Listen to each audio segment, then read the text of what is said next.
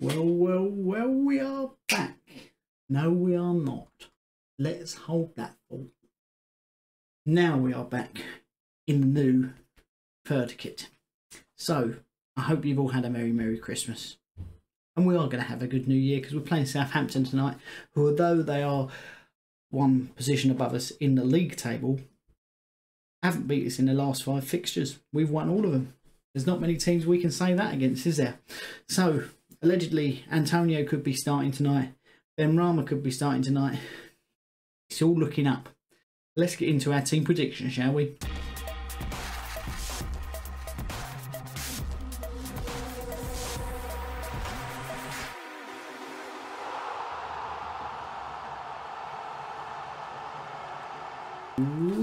Right. Let's get into the substitutions first, shall we? We're allowed 9 now, although you're only allowed to use 3. You can name 9 subs on the bench. You don't have to, but you can. So for me, Lanzini is on the bench with Haller and Noble. Noble, as much as he's my favourite player, what was he doing playing that last game against Brighton? He was, I don't know, he's just disappeared. Might as well have not been playing, which pains me to say because I love him. Lanzini is quality, but for this match, coming off the bench is where I see him making an impact.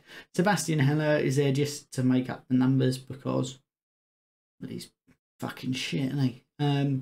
Fornals has had a few hits and misses recently. He started the season really strongly. It's just gone off the boil a little bit. There is competition for places where he plays, so he needs to buck his ideas up quick. We've got Ryan Fredericks and Yarmolenko in there. We saw Yarmolenko come in the last match against Brighton. Wasn't fantastic, but he's been a bit part player this season, and hopefully we can see him pushing on and getting better and more regular football, even if it is from the subs bench. Darren Randolph as always just sort of makes up the just in case keeper.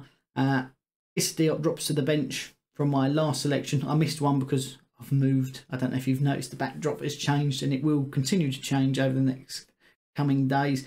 And we've also got Cardoso on there, who is a young Portuguese defender who I think we should start trying to integrate into the first team, even if it's from appearances from the bench or against, say, cup teams. Right, in goal, Lucas, Fabi and Ansky. He's solid for us, isn't he? Solid. You can't really say anything else. Next up, we've got Soufal, Balwainer, Ogbonna, Cresswell and Ben Johnson. Ben Johnson, been at the club since the age of 6, scored his first goal against Brighton. It was fantastic to level us up. He was really good on that left-hand side. I feel like the first half performance, he was getting berated a little bit unfairly because of the players in midfield were not, and up front weren't doing anything. So it was very hard for him to be effective. He can play on that left wing role. He can play as a left back. He can play as a right back. He can play as a right wing back. If we can get him playing while Masuaku's out, I think Masuaku's going to struggle to get back into the team. I think he's got the potential to be that good. Soufal on the other side has been phenomenal for us since signing, and I would put him up there as signing of the season, and he was cheap as chips, which is lovely. Midfield 2 stay the same. Why wouldn't they? Mr. Declan Rice. Hopefully he can be the new Mr. West Ham after Mark Noble is gone. Can we keep hold of him in January? Hope so. What we need to hope is that Chelsea sack Fat Frank and then the new manager don't fancy Declan Rice. I don't know why he wouldn't. He's fantastic. But do you know what I mean? And Soucek has been good going forward as well. Scored a goal against Brighton as well, which was really good. Now, up front, Ben Rama playing. Fantastic for us. Looks mustard, but the only thing I would say is a but. Looks like he's trying to force it a little bit too much to get that first goal. All we need him to do is relax, find a rhythm, play his game, and say he's beating players already. He's having shots already, but he's not scoring. So we will get there eventually. Jared Bowen's been solid. He's missed Antonio. He has been the main outlet for all of our play so far this season, which is really good. And hopefully he can carry on in that vein of form. And up front, I've made him big because he would be a big part of our team if he does play tonight. Mr. Mikel Antonio, we've missed him, certainly have. His pressing, his intensity, his speed, his power, all of the above.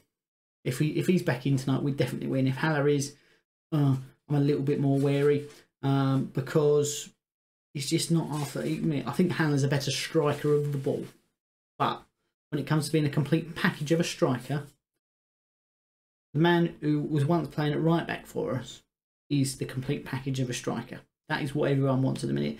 And if he wasn't so injury stricken or so old in terms of footballers, I think one of the big clubs would be coming in for him in January, because he changes our team. He really does. He changes our team. Let me know what you think the score prediction is going to be tonight. I can't remember what I said over on the podcast, but go and watch that. Till then, I've been Ian. Make sure you're subscribed. We'll see you soon. Bye.